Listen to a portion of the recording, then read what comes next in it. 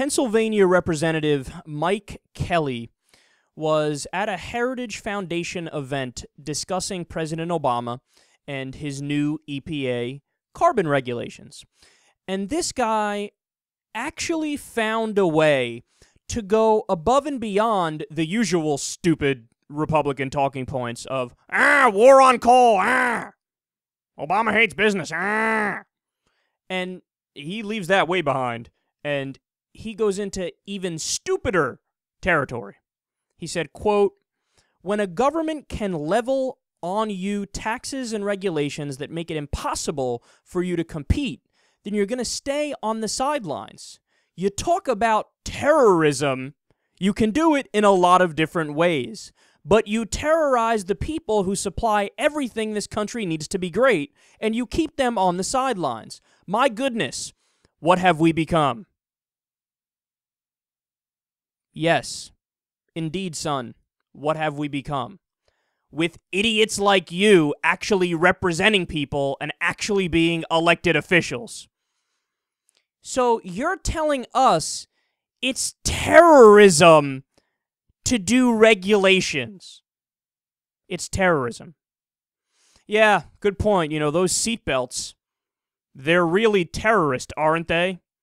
And that damned FDA always making sure that we don't get E. coli or salmonella or different foodborne illnesses or toxins. I mean, they're totally like Osama bin Laden. Man, this is such extreme stupidity. Even other Republicans need to look at this guy like, say what, son? Terrorism to do EPA regulations. Terrorism. So let's stop and think about this. What do these regulations actually do? Quote, "The regulations amount to roughly 300 million tons of annual CO2 reduction. This has additional benefits beyond greenhouse gas emission reduction, dropping pollution that causes soot and smog 25% by 2030. The EPA also said it would avoid up to 6,600 premature deaths and 150,000 asthma attacks in children. When you lower CO2 emissions from coal-fired power plants, you also lower the emissions of other pollutants like nitrogen oxides, particulate matter, mercury, and sulfur dioxide." So in other words, these proposed EPA regulations are incredibly positive. I don't know if you know this. There was a recent report that found that actual air pollution is a carcinogen. It's not just like, it might lead to certain health problems, but it doesn't lead to cancer. No. We now know, as a matter of fact, that air pollution leads to cancer.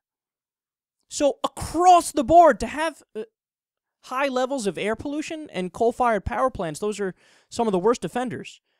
It's basically like having somebody walk into your house and spray some toxic pesticide in your face every day. If you live in a region that has, these sorts of factories and manufacturing hubs around. It's an insane problem. I mean, think about that, man. Talk about violating your individual freedom and your personal rights. I mean, to be in a situation and be in a region where you're getting poisoned simply by breathing. And what's this jackass saying? No, to cut back on that, and, by the way, at the same time, cut back on greenhouse gas emissions, which, of course, if you cut back on that, it cuts back on climate change, right? To cut back on those things, that's terrorist. Well, look, if you want to throw around this term terrorism loosely, like clearly you're in favor of, well, two can play at that game. How about you're a terrorist because the policy that you're clearly in favor of would mean that about 6,600 people will die prematurely. If we don't regulate these power plants, what's going to happen? 150,000 more asthma attacks in children? Oh, I guess you're in favor of children having asthma attacks. And 6,600 more premature deaths. Damn, for a political purpose, you're going to do violence against these people and they're going to die or they're going to have asthma attacks. That's the definition of terrorism, man. Definition of terrorism is doing violence in the name of a political end. Well, your political end is leaving the coal-fired power plants alone and letting them pollute as much as possible. People will die as a result of that. You're a terrorist. Oh, and I flipped the argument to attack you. Now, all of a sudden, oh, you're out of line. How dare you? That's crazy, et cetera, et cetera, et cetera. Except your argument is even dumber. At least mine is actually linked to something that, if you take a ridiculous interpretation, could be considered terrorism. Yours, in no stretch of the imagination, can you say actually is terrorism. But what do we expect from, conservative Republicans, man? It's gotten to the point where the second that you think they hit rock bottom, they find a way to go below rock bottom. And believe me, next week we'll come out with another story that makes this look like child's play. Because at this point, it's just what they do.